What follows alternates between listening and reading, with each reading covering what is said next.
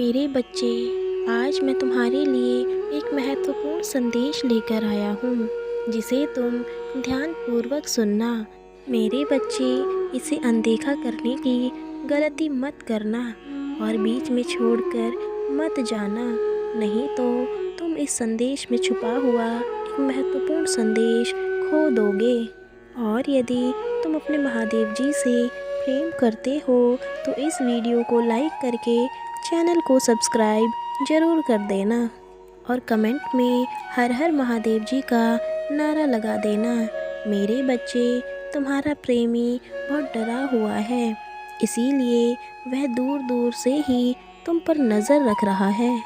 मेरे बच्चे, मैं आज तुम्हें कुछ बताना चाहता हूँ, वह तुम्हारे प्रेमी के विषय में है।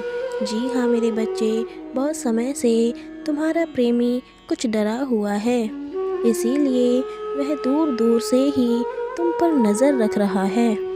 मैं जानता हूँ बच्चे कि तुमने इस समय अपने आत्मसम्मान को महत्व दे रखा है, इसीलिए वह थोड़ा डरा हुआ तथा हैरान है।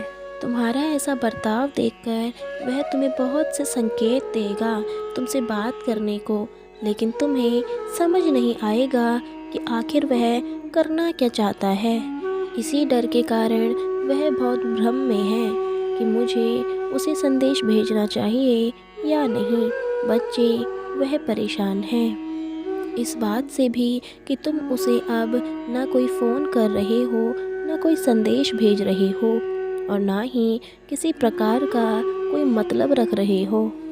तुम्हारा यह बदलाव देखकर वह हैरान और परेशान है, इसीलिए वह कुछ समझ नहीं पा रहा है कि उसे तुम्हारे पास आना चाहिए या नहीं।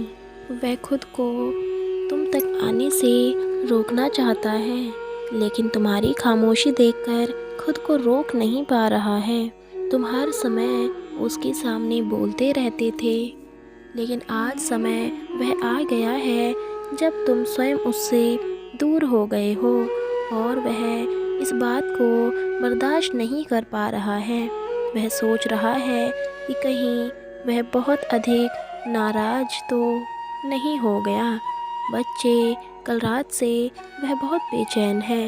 वह तुम्हारे बारे में हर किसी से जानने की कोशिश कर रहा है, लेकिन वह किसी की बातों से संतुष्ट नहीं है।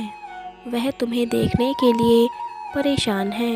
अपनी गलतियों के कारण मुंह छुपाकर वह घूम रहा है, तुम्हारे सामने नहीं आ रहा है। मैं जानता हूँ उससे बहुत बड़ी गलती हो गई है, लेकिन तुम्हारा दिल भी बहुत बड़ा है। वह तुम्हारे लिए जिस प्रकार रोता है वह मुझसे देखा नहीं जाता। मेरे बच्चे, माफ़ कर दो उसे और एक बार फिर से उसका हाथ थामकर उसके सच्चे प्रेमी बन जाओ। बच्चे, वह बहुत ही भोला है, लोगों के बहकावे में आ जाता है। तुम्हें ही उसे संभालना होगा। वह जिस दिन भी तुम्हारे बारे में नहीं जान पाता कि तुम कैसे हो, तो वह बहुत अधिक नकारात्मक चीज़ों को सोचने लगता है। मैं जानता हूँ बच्चे, तुम दोनों अलग हो गए हो, लेकिन तुम दोनों अभी भी हृदय से जुड़े हुए हो। तुम्हारी प्रेम की डोर ने तुम दोनों को बांधा हुआ है। अभी भी तुम दोनों एक दूसरे से प्रेम करते हो और दूर नहीं जाना चाहते हो। एक दूसरे के लिए फ़िक्र आज भी जिंदा है दोनों को। बच्चे, तुम दोनों की जोड़ी सदैव अमर रहेगी। घबराओ मत। तुम जिसे दिल और जान से चाहते हो वह तुम्हारे भाग्य में लिखा जा चुका है, लेकिन तुम दोनों को आपस में तालमेल बिठाकर चलना होगा।